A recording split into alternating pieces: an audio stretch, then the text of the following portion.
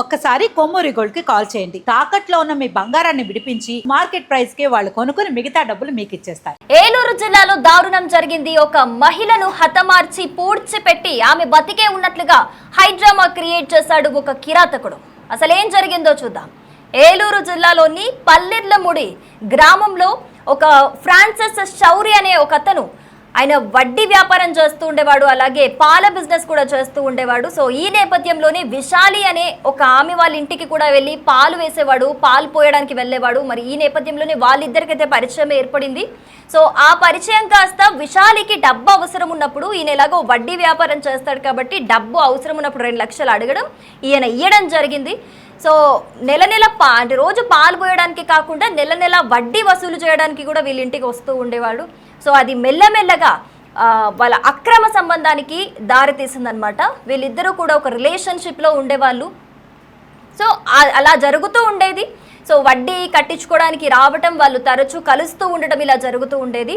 So ఒక్కసారిగా ఏమైందో తెలీదు, ఆమె విశాలి అనే ఆమె ఒక్కసారి నాకు ఇది పిల్లలు ఉన్నారు, నాకు ఇలా ఉండటం కుదరట్లేదు అని కొంచెం నెగిటివ్గా డీవియేట్ అవుతున్నట్లుగా మాట్లాడినట్టు తెలుస్తోంది.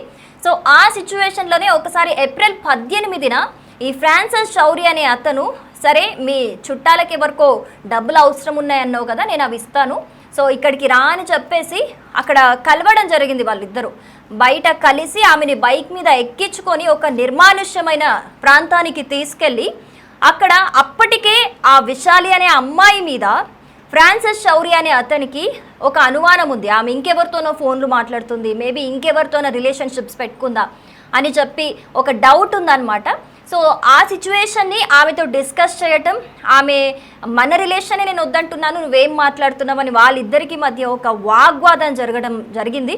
సో ఆ సిచ్యువేషన్లో ఆ ఫ్రాన్సిస్ శౌరి ఒక్కసారిగా ఒక బండరాయిని తీసుకొని ఆమె తల మీద గట్టిగా కొట్టినట్టుగా తెలుస్తోంది. సో ఆమెని అక్కడికక్కడే చనిపోయింది. సో చనిపోయిన తర్వాత చాలా తెలివిగా ఒక డ్రామా క్రియేట్ చేశాడు ఫ్రాన్సిస్ శౌరి. అక్కడున్న ముళ్ళ పొదల్లో ఆమె డెడ్ బాడీని పడేసి అక్కడి నుంచి వెళ్ళిపోయాడు. మళ్ళీ 5 రోజుల తర్వాత మళ్ళీ అక్కడికి వెళ్ళి అక్కడ డెడ్ బాడీని తీసుకొని అక్కడ ఎవ్వరూ లేనిది అబ్జర్వ్ చేసి ఆ బాడీని అక్కడ ఏదైతే ఉందో తవ్వేసి, మట్టిలో తవ్వేసి పూడ్చిపెట్టేశాడు, ఎవ్వరికీ అనుమానం రాకుండా. సో ఇక్కడ ఒక టెక్నిక్ వాడాడు. ఏంటి అని అంటే, ఇప్పుడు మిస్సింగ్ కంప్లైంట్ ఇచ్చిన ఏదైతే ఏప్రిల్ 18 ఈ అమ్మాయి అయితే ఏదైతే ఏప్రిల్ 18 ఇది జరిగిందో, ఆ అమ్మాయి ఇంట్లో నేను పుట్టింటికి వెళ్తున్నా అని వాళ్ళ భర్తకి చెప్పి వెళ్ళడం జరిగింది. సో రాత్రి వరకు కూడా రాలేదు. వాళ్ళ భర్త పుట్టింటికి కూడా ఫోన్ చేసి వచ్చిందా అమ్మాయి అని అంటే రాలేదు అని వాళ్ళు కూడా చెప్పడంతో భయం వేసి నెక్స్ట్ రోజు ఏప్రిల్ 19నే వాళ్ళు మిస్సింగ్ కేసు ఫైల్ చేయడం జరిగింది. సో 5 డేస్ తర్వాత వెళ్ళి మళ్ళీ ఫ్రాన్సిస్ శౌరి ఆ అమ్మాయి డెడ్ బాడీని పూడ్చిపెట్టడం జరిగింది.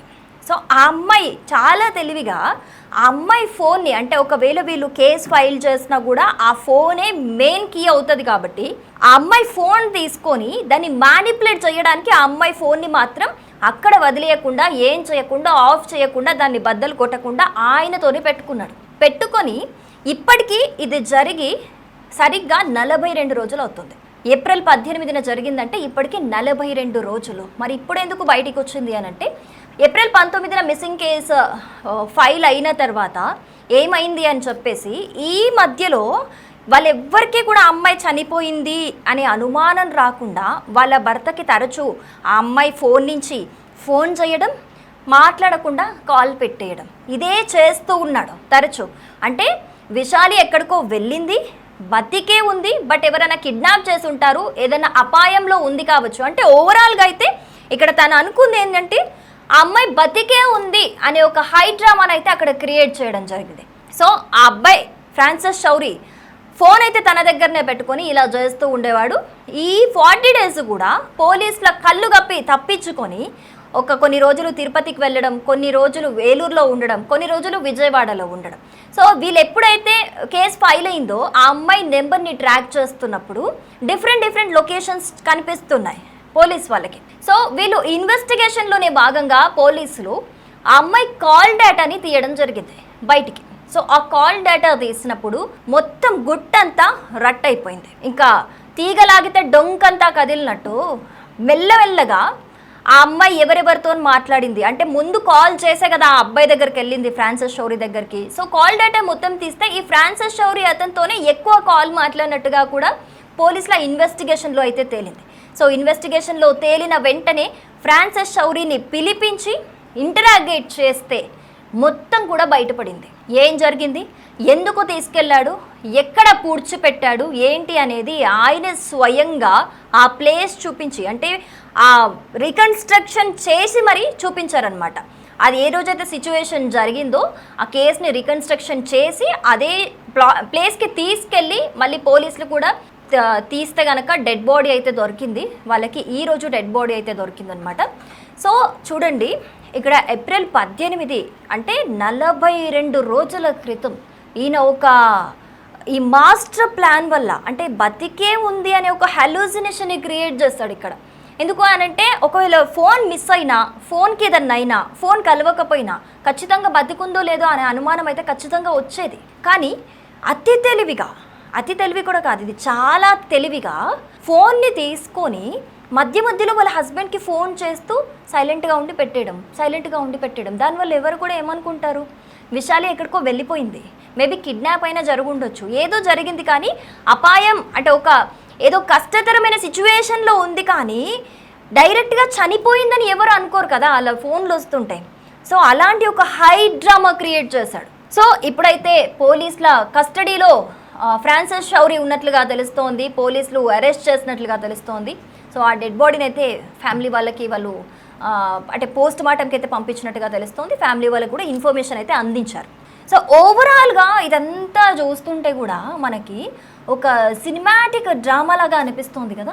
ఎంత ప్లాన్డ్గా అంటే ఆ అమ్మాయిని పిలిచే ముందే ఈ స్కెచ్ అంతా అనుకున్నాడు ఆ అబ్బాయి. ఫ్రాన్సిస్ షౌరీ అనేది ఎవరైతే ఉన్నాడో మేబీ వెబ్ సిరీస్ ఎక్కువ చూస్తాడో మరి క్రైమ్ స్టోరీస్ ఎక్కువ చూస్తాడేమో కానీ ముందే అంతా అంటే ముందే ఒక స్కెచ్ వేసుకొని ఇలా చేస్తే బాగుండు అనుకునే చేసిన విధంగా మనకి ఇది క్లియర్గా కనిపిస్తుంది. అనుకున్నాడు కాబట్టి ఒక నిర్మానుష్యమైన ప్లేస్కి తీసుకెళ్లాల్సిన అవసరం ఏముంది మాట్లాడడానికి కదా.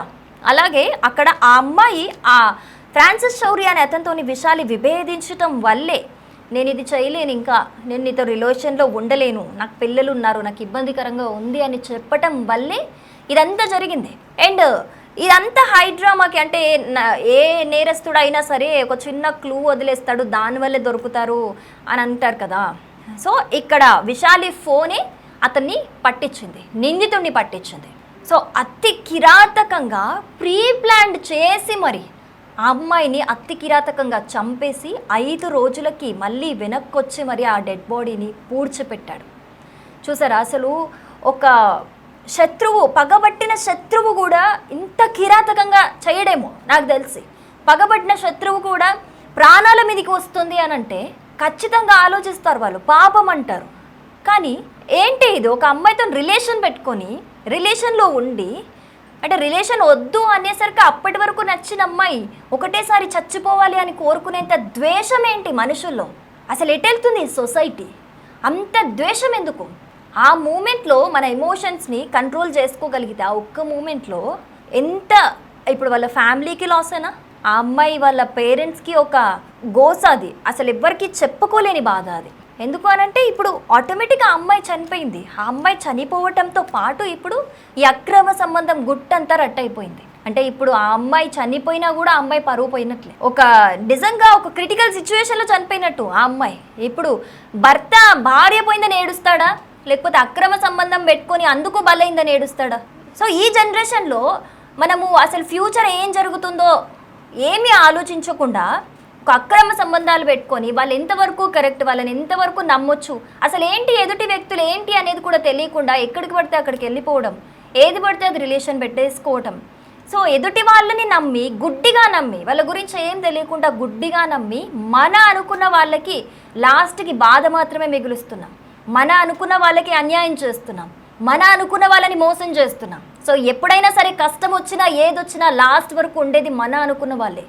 ఎదుటి వాళ్ళు అక్రమ సంబంధాలు పెట్టుకున్న వాళ్ళు ఏమాత్రం కాదు. సో ఈ యొక్క చిన్న లాజిక్ మర్చిపోయి ఎక్కడెక్కడికో వెళ్ళిపోయి ప్రాణాల మీదకి తెచ్చుకుంటున్నారు ఈ మధ్య, అది అమ్మాయిలు కావచ్చు అబ్బాయిలు కావచ్చు. సో రైట్, ఈ కేసు అయితే ఇప్పటికీ ఫ్రాన్సిస్ చౌరిని అయితే అరెస్ట్ చేయడం జరిగింది, కస్టడీకి తీసుకున్నారు పోలీసులు.